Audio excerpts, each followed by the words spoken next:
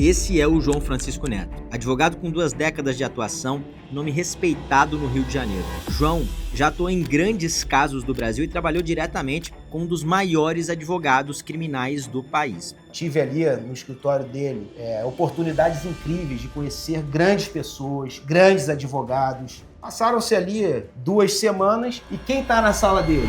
O Rei Pelé. Conhecido pelas sustentações orais marcantes, discrição e rigor técnico, representa uma advocacia que estuda, escreve e põe a mão no processo de forma artesanal e personalizada. É extremamente proibido copia e cola. As petições têm que ser feitas sempre do zero, especialmente para o cliente. E isso aqui, a defesa criminal, ela não é feita só para o tribunal, é também para o tribunal. O advogado, ele não ganha dinheiro, ele recebe honorários. Hoje viemos conhecer os bastidores da estrutura, do funcionamento e principalmente da filosofia do seu escritório. Para finalizar, qual a filosofia do escritório João Francisco Neto Advogados? Esse é o Trajetórias, um projeto que registra histórias reais para inspirar a advocacia.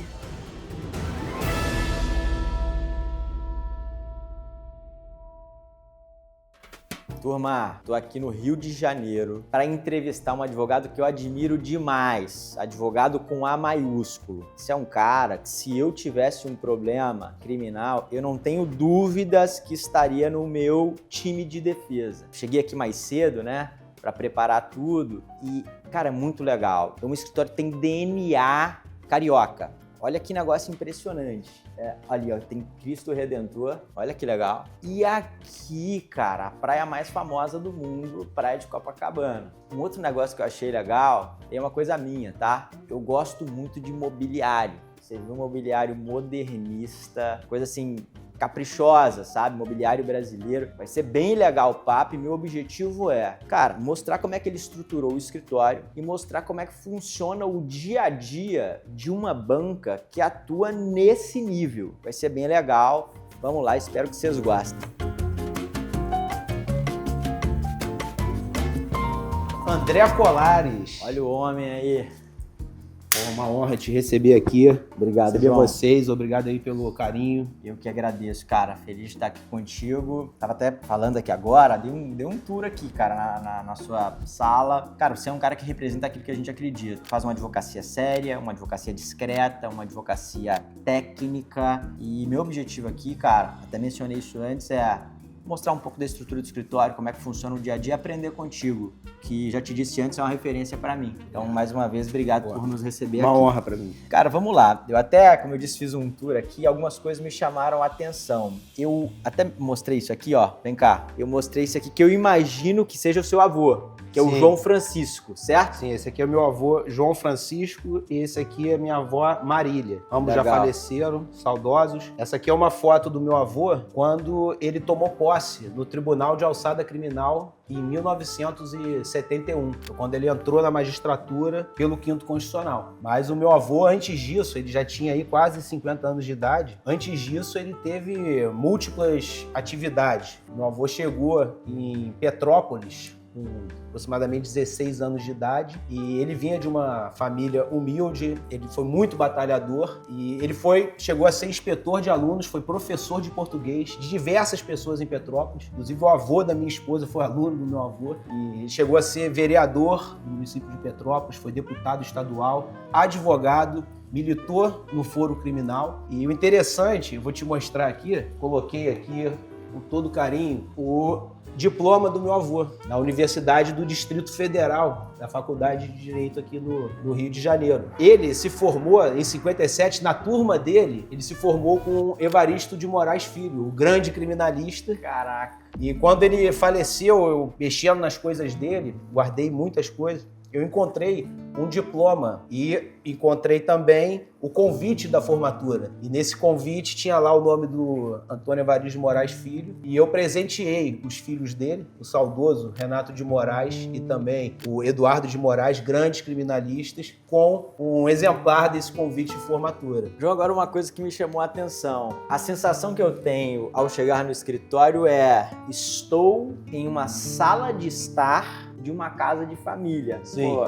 as fotografias, o cenário como um todo. E eu queria te perguntar sobre isso, cara. Foi essa a intenção? A intenção foi dar uma quebrada nessa tensão que a advocacia criminal traz? Me explica isso aqui. De uma certa forma, esse escritório é uma homenagem pro meu avô. Você vai ver que aqui tem diversas fotografias, coisas sobre ele. Isso aqui é uma homenagem pro meu avô. Mas antes de chegar aqui, quando eu fundei o meu escritório lá em 2018, meu escritório era no Leblon, um prédio de 3 andares, um prédio antigo da década de 40, ali na Avenida Delfim Moreira. E foi um prédio muito especial, um período muito especial. Fiquei lá por 6 anos, até que em 2024, janeiro, início do ano, eu tive conhecimento, recebi um comunicado de que o prédio seria demolido. E acabou que o prédio veio a ser demolido e naquele momento eu me vi na contingência de encontrar um novo escritório. Então comecei a procurar salas comerciais, tive que negociar prazo de saída, porque o prédio seria demolido, era um grande projeto, inclusive já está quase pronto. E nessa procura por salas comerciais, eu entrei aqui no apartamento do meu avô. Era um apartamento que já estava abandonado há 10 anos. Eu cheguei a morar com ele aqui quando eu me formei na faculdade, em 2006. Eu sou de Petrópolis, né? Então eu cursei a Universidade Católica de Petrópolis. Eu subia e descia todos os dias para estagiar. E quando eu me formei, ele permitiu que eu morasse aqui com ele. Foram momentos incríveis, a gente ficava aqui nessa sala. Fiquei até 2010, meu avô faleceu em 2008. Depois eu me casei, fui para outro lugar. E durante todo esse período, o apartamento ficou fechado. Foi legal. Estava todo destruído quando eu entrei aqui em 2024. Tinha infiltração, cupim nas madeiras. E aí eu tive a ideia de reconstruir esse apartamento e, de uma certa forma, resgatar a memória do meu avô. É um lugar que eu tenho muito carinho aqui. Todo dia, quando eu entro aqui, eu lembro dele. E foi um lugar que vivemos muitas experiências, conversas. Cara, isso é tão interessante que a sensação que dá é uma sensação de hospitalidade, sabe? Eu me sinto bem recebido. Eu sei que você é um cara que tem esse carinho. Pô, eu cheguei aqui, você me ligou, perguntou se eu cheguei bem, se eu precisava de alguma coisa e tal. Mas a sensação que eu tenho aqui é de hospitalidade. E eu acho que esse é um traço característico seu. E eu queria te escutar sobre isso, o impacto que isso tem na advocacia e de onde é que veio isso. É uma coisa sua mesmo? Qual que é a dinâmica dessa questão? A advocacia me proporcionou muitas coisas, conhecer muitas pessoas, e uma delas foi Carlos Alberto Fernandes Filgueiras, que foi um grande amigo meu. Ele faleceu em 2017, num trágico acidente aéreo. E nos últimos 5 anos da vida dele, nós nos tornamos muito amigos. Eu frequentava o Hotel Emiliano em São Paulo e ele era o dono do hotel, ele era o fundador do hotel. E ele ficava lá no lobby e ele sabia o nome dos hóspedes, ele recebia os hóspedes ali como se estivessem chegando na casa dele. E acabou que, por acaso, eu acabei me tornando advogado dele, a gente construiu uma grande amizade, então eu aprendi muito com ele e eu tento, de certo modo, aplicar aqui no escritório as coisas que ele me ensinou, o estilo que ele tinha, que ele empregou também no Hotel Emiliano. Eu queria saber como é que você estruturou a equipe. Não sei como é que tá a dinâmica, mas você consegue mostrar pra gente como é que você colocou, quantos advogados, o que você acredita que é uma equipe ideal para um escritório boutique criminal? É uma coisa possível de ser mostrada? Vamos lá falar com eles? Vambora.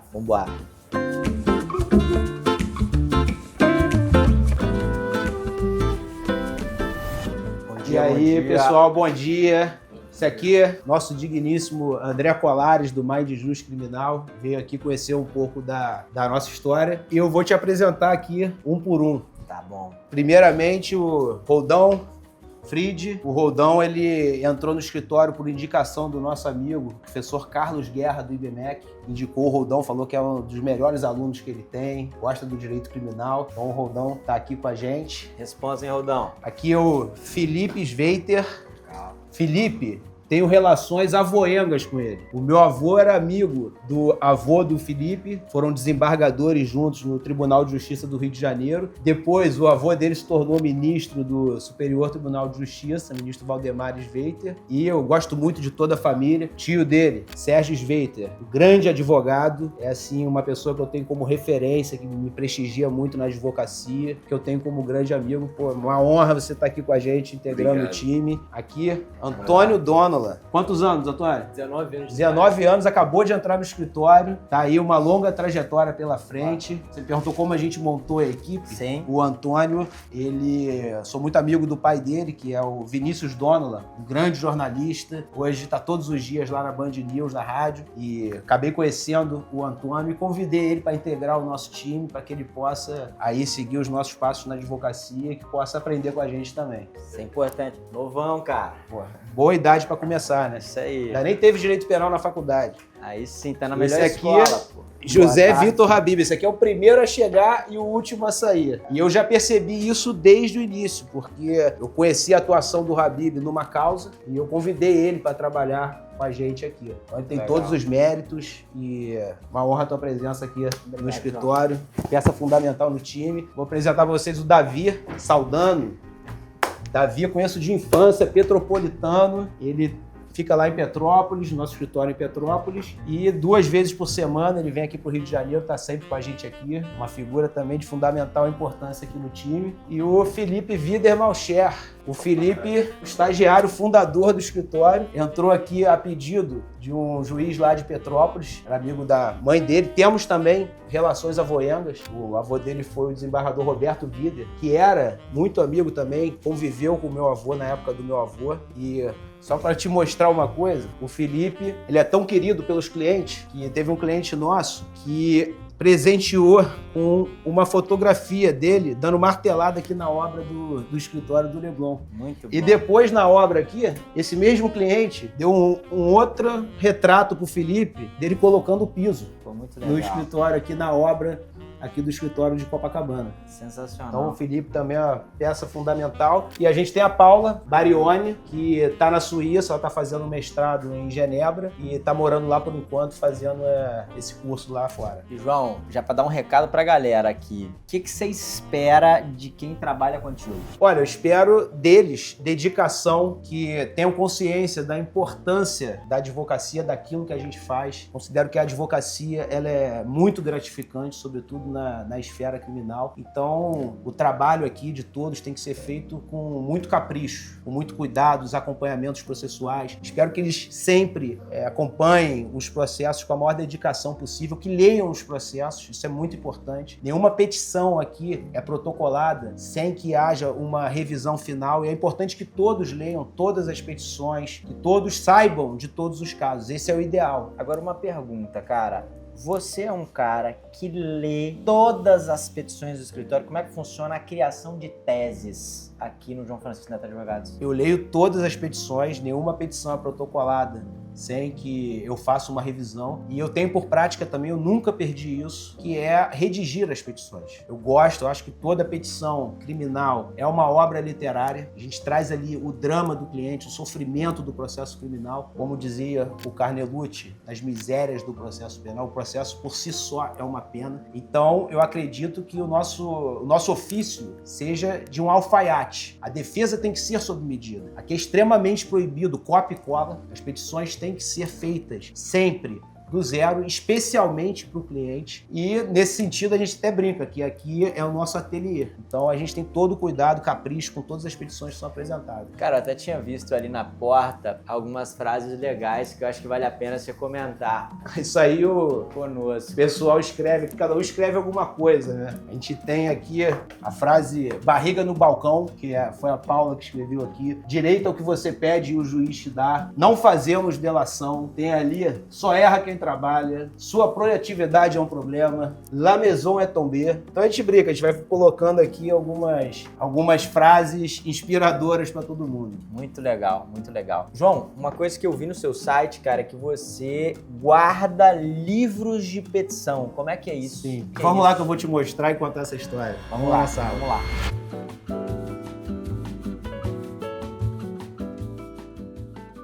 Aqui é o tesouro do escritório. Essa estante aqui tem os livros de petição que eu comecei a fazer desde a minha primeira petição redigida, que foi lá em meados de 2006. Eu ainda era estagiário. É natural que o estagiário que está se formando em direito, que ele queira participar dentro do escritório, que ele queira escrever. E quando eu conseguia redigir uma minuta de petição, de tal modo que os advogados que trabalhavam lá me prestigiaram e me botaram ali assinando a petição, era um habeas corpus, eu fiquei tão feliz com aquilo que eu guardei. E a partir dali eu peguei o hábito, toda petição que eu escrevia, petição com conteúdo, não petição disjuntada, petição com conteúdo, eu guardava numa pasta. E eu nunca perdi esse hábito.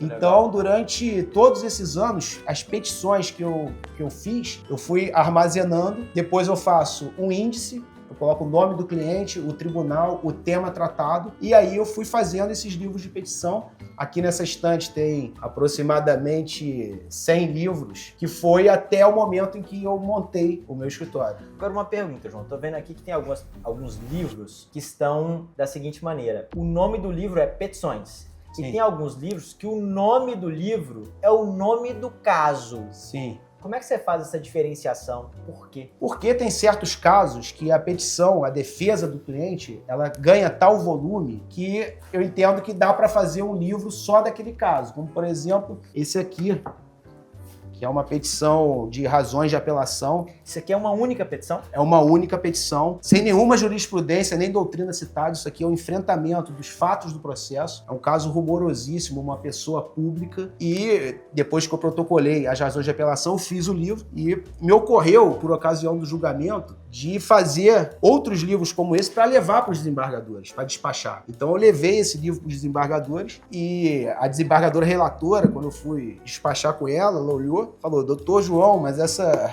petição está muito grande. Pois é, mas a petição do Ministério Público está maior ainda. E isso aqui, a defesa criminal, ela não é feita só para o tribunal, é também para o tribunal, porque isso aqui vai ser lido pela família do cliente, pela sociedade onde ele vive, para a imprensa e para todos aqueles que tomaram conhecimento de uma acusação infundada e injusta. Então, tenho comigo que não é possível fazer uma petição de 5 páginas. Você tem que enfrentar o processo em toda a sua profundidade. Aqui foram dezenas de testemunhas ouvidas. Então, esse livro de petição, que é as razões de apelação do caso, ela contempla todo o enfrentamento do processo, porque o que importa aqui é defender o cliente em toda a sua dimensão. Muito bom, cara. Agora uma coisa, João, tô vendo aqui a sua sala. Eu vi que você colocou ali uma mesa de reuniões para comportar a equipe. É aqui que você fecha a construção das teses? É aqui que você senta a equipe para... Me explica a dinâmica aqui do trabalho, como é que vocês fazem essa construção da peça ponta a ponta? Sim, eu pensei a estrutura dessa sala de uma forma que eu pudesse reunir todo o time aqui, a equipe, que a gente pudesse fazer uma revisão conjunta das petições. Legal. É claro que não são todos os casos que isso acontece, mas sim os casos mais sensíveis.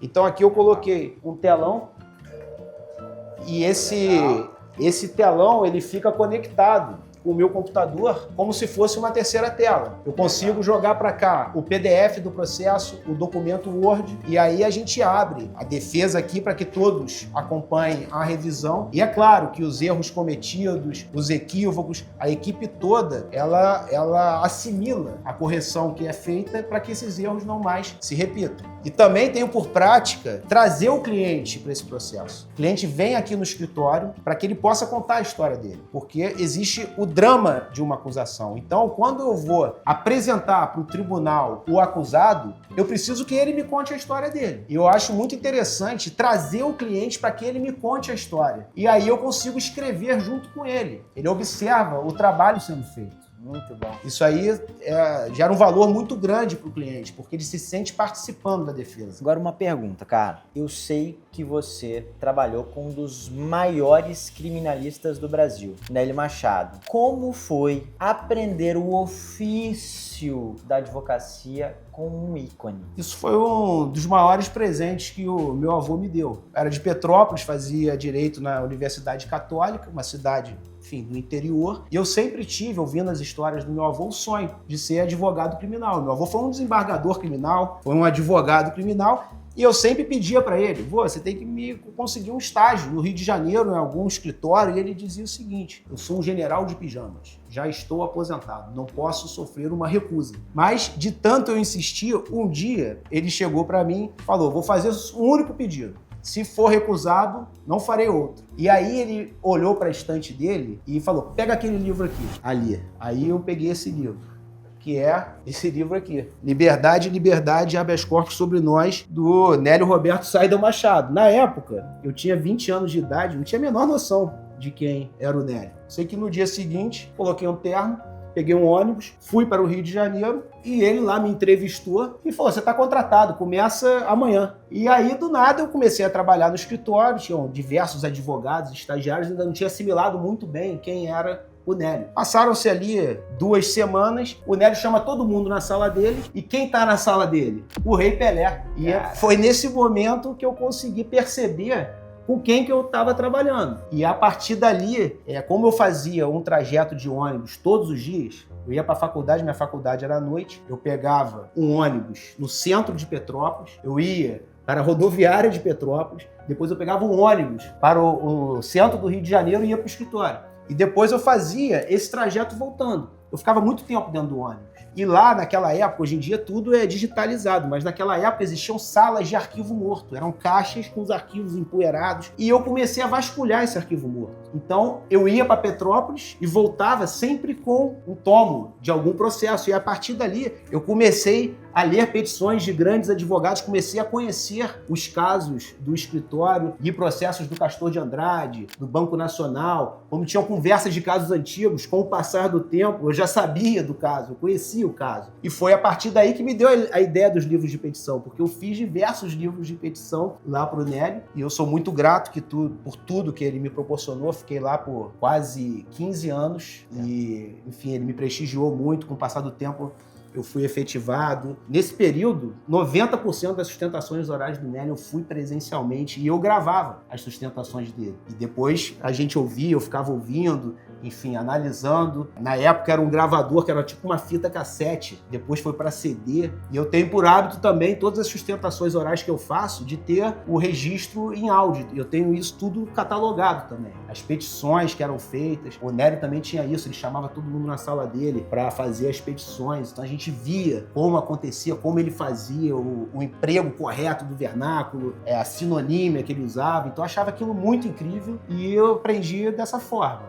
Cara, uma pergunta que eu acho que é legal. Principal patrimônio dessa época que o Nélio te deu e que você replica hoje no seu escritório? Olha, os princípios éticos inquebrantáveis, que ele sempre apregoou, ensinou pra gente, não se corromper, não transigir, não se curvar diante do abuso de poder. Tive ali no escritório dele oportunidades incríveis de conhecer grandes pessoas, grandes advogados, especialmente, que pra mim, os dois são hors concours, que é o Nélio Machado e o Técio Lins e Silva. A gente convivia muito, o Técio sempre foi muito amigo do Técio, então eu tive ali uma convivência muito grande. Clientes também, enfim, eu acho que essa... Me perdoa a ignorância, o que é hors concours? Hors concours é um termo em francês que é fora de concurso, eles estão acima da média, eles não têm competição. E é o que eu realmente acredito, porque eu aprendi com o Nélio e com o Técio também, de certo modo, convivendo ali. E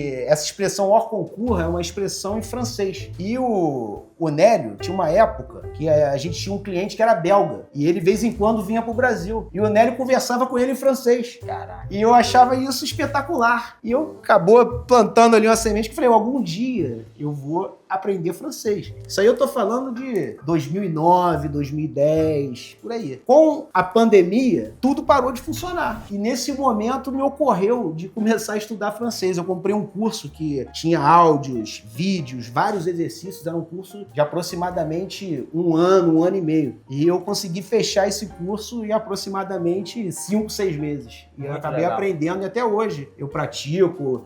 Eu dou uma olhada todo dia no Le Monde. Isso é uma coisa legal. É a última pergunta que eu quero te fazer agora, para depois ir para um bate-bolazinho final que eu preparei ali, que é o seguinte: o que da sua advocacia vem de fora do direito? Quando eu comecei a estagiar lá no escritório do Nélio Machado, eu tinha 20 anos de idade. Com essa idade você não sabe nada. Nem aquela frase do Nelson Rodrigues: se os jovens soubessem e se os velhos pudessem. Então, naturalmente, quando você começa a trabalhar num grande escritório, você vive aquilo. Não existe fim de semana. Todo dia era ônibus pra cá, ônibus pra lá, era marmita. E você vai conhecendo pessoas. Fim de semana não existia. Você levava processo para ler fim de semana. E acabou que as coisas que a gente aprende na advocacia, a cultura, vem das pessoas com as quais a gente se relaciona. Tanto os advogados, os clientes.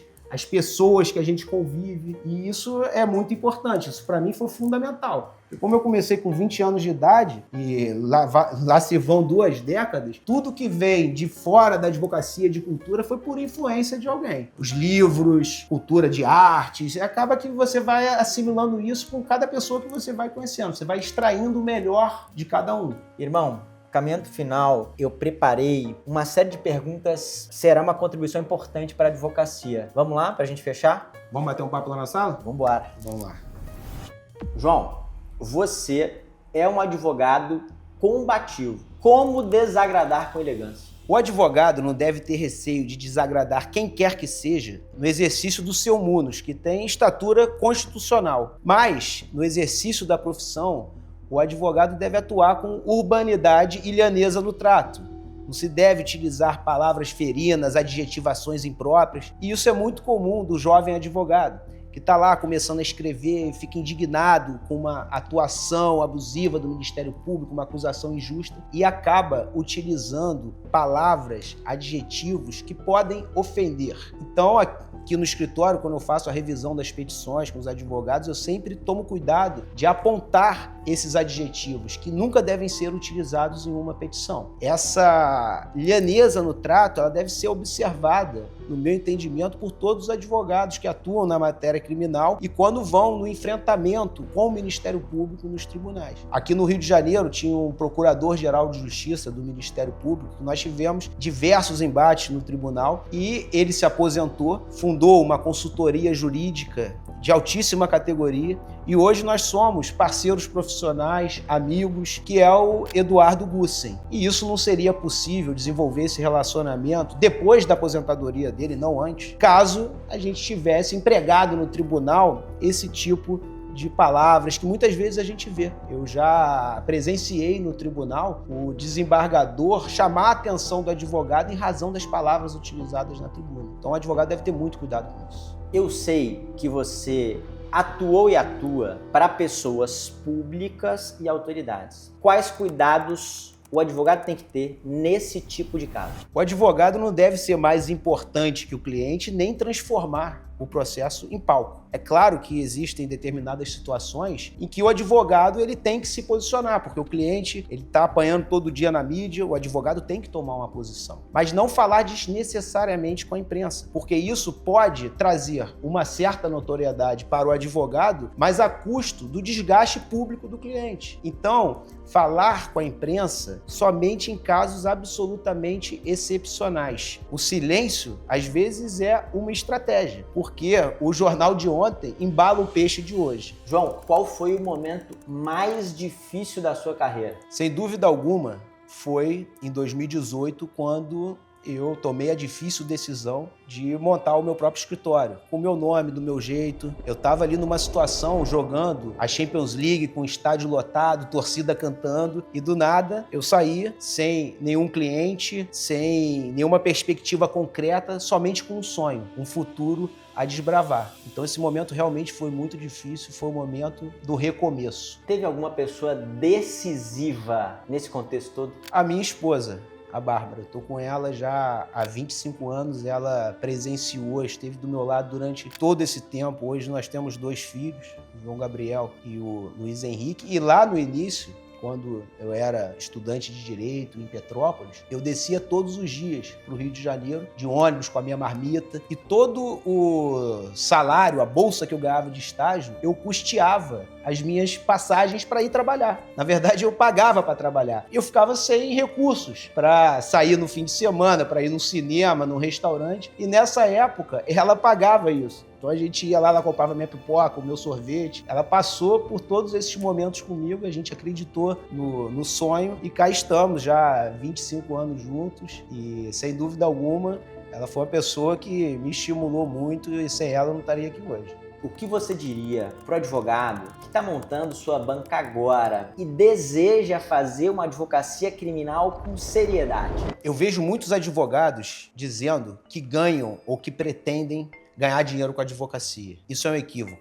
O advogado, ele não ganha dinheiro, ele recebe honorários. Essa é uma máxima que deve pautar a atuação de todo e qualquer advogado. Nós não somos comerciantes. Rui Barbosa, em sua oração aos moços, dizia: não fazer da banca balcão nem da ciência mercatura. O propósito maior do advogado não deve ser enriquecer ou ganhar dinheiro, mas defender as garantias fundamentais do cliente. E assim, o sucesso profissional virá naturalmente e com ele os merecidos honorários advocatícios. João, para finalizar, qual a filosofia do escritório João Francisco Neto Advogados? O nosso propósito é estabelecer um freio de contenção em face dos arroubos punitivos do Estado. Nós só aceitamos defender as causas que acreditamos e as pessoas com as quais nós temos empatia. Porque sem isso, a advocacia não funciona. Sensacional. João, obrigado pela oportunidade, obrigado por abrir as portas do seu escritório para a advocacia. Eu que agradeço o seu carinho e a sua atenção.